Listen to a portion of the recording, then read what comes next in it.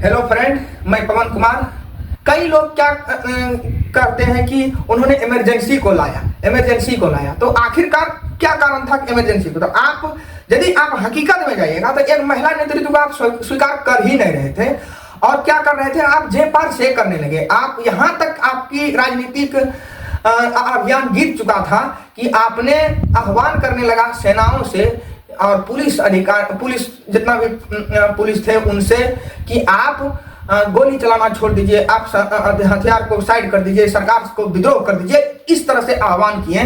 क्या कभी कोई नेता पूरे भारत के इतिहास में जब से स्वतंत्रता प्राप्त हुआ ऐसा किया है? कभी नहीं, और कभी कोई नहीं करेगा भी नहीं। और जो करेगा वो देशद्रोही होगा ही। और उसके लिए यदि पूरे व्यापक पैमाने पर हर ओर से जिस तरह से घोषणाएं होने लगेगा तो उसको इमरजेंसी लगाने में क्या बुराई है? तो वो भले कांग्रेस कुछ भी कहे, लेकिन जो मेरा व्यक्तिगत पक्ष है उसमें यह है कि उन्होंने उस सिचुएशन में बहुत जरूरी काम किया था कि इमरजेंसी लाया था। और उस इमरजेंसी के दौरान जब रूल ऑफ लॉ लागू हुआ तब यहाँ पर जितने भी मनुवादी लोग थे उस समय कोई भी दलित को सताने का दर काफी कम हो गया था, क्योंकि कानून का राज था। उस समय कहा जाता है कि दलितों के लिए वो पूरा पीरियड जो इमरजेंसी का पीरियड था वो पूरा पीरियड क्या स्वर्ण काल रहा था। जिस तरह से कहा जाता है कि गुप्त काल हिंदुओं के लिए स्वर्ण काल था, उसी प्रकार से कहा जाता है कि इंदिरा गांधी के जो इमरजेंसी का काल था वह स्वर्ण काल था, खासकर। और उन लोगों के लिए भी स्वर्ण काल था जो रूल ऑफ लॉ को मानते हैं, कानून के शासन को मानते हैं। खासकर राजतंत्र जो थे उनके लिए खराब थे। जो राजे राजवाड़े के जो चाकरी करते थे या तो चापलूस थे जो नेता, उनके लिए काला दिन था, क्योंकि बहुत सारे कार्य को उसी के दौरान इंदिरा गांधी जी ने किए। और भारत एज ए स्टेट मतलब एक देश के रूप में भारत को काफी मजबूती प्रदान किया उसी के दौरान।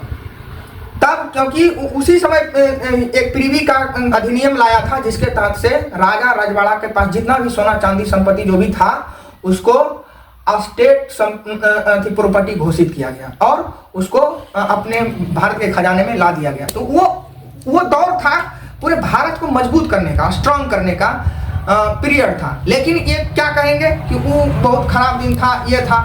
तो उसको सेलिब्रेट किया था इस साल एक दूसरे नाम से। लेकिन क्योंकि वो बेतुका चीज है, समझे, बेतुका चीज है, उस पर ज्यादा ध्यान देने की जरूरत नहीं है।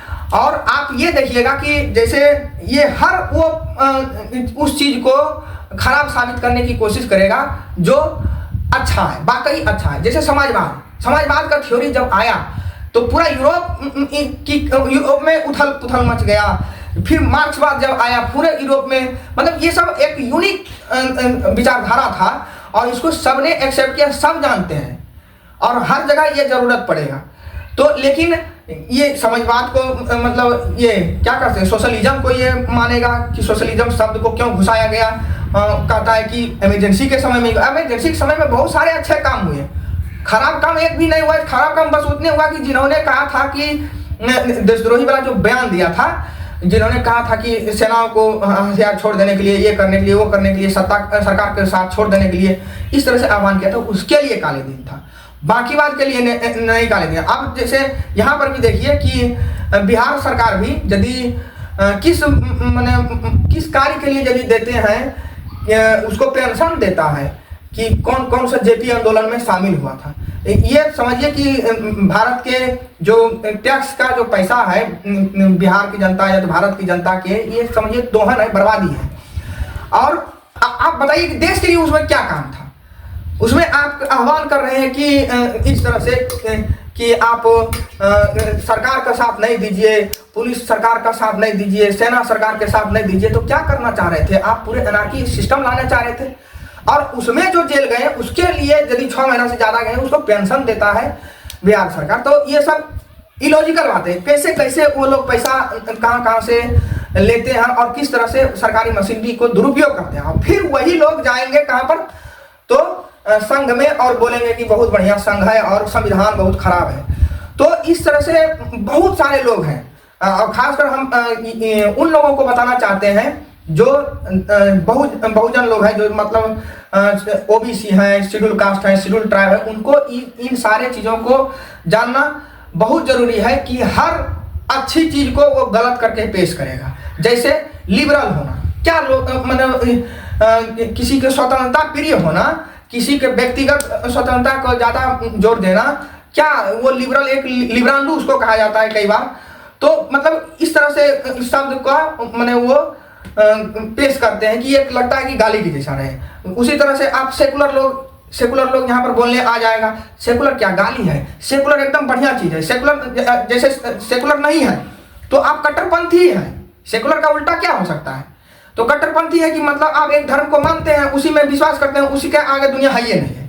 और सेकुलर में क्या है कि आप जो भी मानते हैं एज ए मनुष्य, आपकी भावनाओं को हम कद्र करते हैं, इज्जत करते हैं। हम आपको माने भी या नहीं माने, लेकिन आपको एज ए मनुष्य हम आपको इज्जत करते हैं। ठीक उसी प्रकार से अन्य चीजें भी, समाजवाद, साम्यवाद जो भी रहे, वो थ्योरी के रूप में एक पब्लिक एट लार्ज को लाभ पहुंचाता है।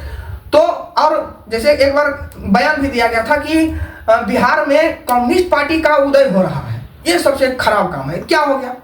वो एक पार्टी है, वो जो लीगल पार्टी है, वो चुनाव आयोग में रजिस्टर्ड है, वो अपने प्रक्रियाओं के द्वारा आके चुनाव लड़ता है, तो उसमें क्या ऐसा अनहोनी हो गया? और दूसरी तरफ जो तुम कर रहा है कि तुम जैसे देश की संपत्ति को पूंजीपतियों के हाथ दे रहा है, वो तुम कौन सा देशभक्ति कर रहा है? और वो पूंजीपति रहता है 5-6 हज़ार करोड़ 8 हज़ार करोड़ लेकर भाग जाता है विदेश, तो वो कौन सा देशभक्ति हो गया? तो ये सारे चीजों को गौर करना पड़ेगा कि कौन कौन से शब्द गढ़ रहे हैं। खासकर उन शब्दों का सबसे ज्यादा गंभीरता है कि आप माने उस टर्म को ही खराब साबित कर देते हैं। जैसे मान लीजिए आरक्षण को इस तरह से घृणा के रूप में पेश करेगा। उसी तरह से जो बताएं कि सेकुलरिज्म या तो सोशलिज्म या तो और मतलब परिवारवाद को भी कई बार कहता है। तो परिवारवाद में कोई बुराई नहीं है, यहाँ पर राजतंत्र थोड़ी है। सबको कहाँ पर जाना पड़ता है? तो पहले जनता के पास जाना पड़ता है। मान लिया जाए कि अखिलेश यादव जी को भी यदि मुलायम सिंह ने अपने समय रहते ही मुख्यमंत्री यदि बनाया, तो फिर वो हारे कि नहीं, और उसको अभी जनता के पास जाना पड़ रहा है कि नहीं।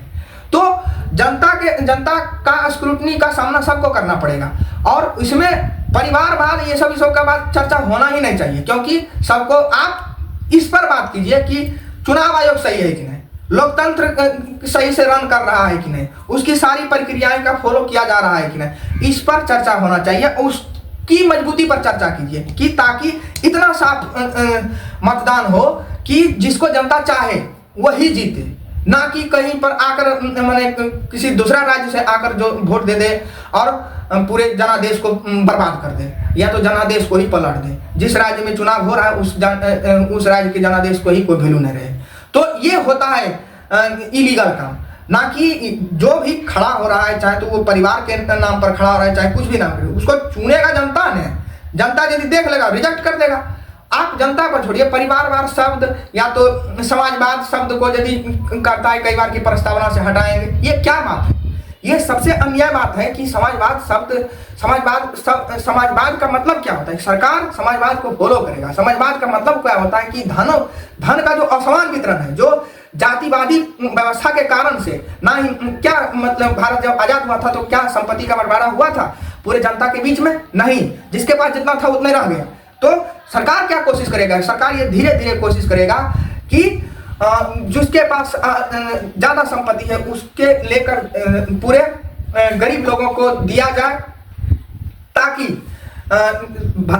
पूरे देश में इक्वालिटी और सबको आगे बढ़ने की अपॉर्चुनिटी कम से कम अच्छा रहे। ऐसा नहीं कि एक कथन है कि ये वैसा देश नहीं होना चाहिए कि जिसमें कोई व्यक्ति एक अपने भोजन के लिए अपने शरीर को बेचे, और किसी के पास इतना पैसा नहीं होना चाहिए कि वो किसी को खरीद सके। तो इस तरह से समाजवाद का ये जो फिलॉसफी है उसको इन सारी असमानताओं को पाटने की बात करता है।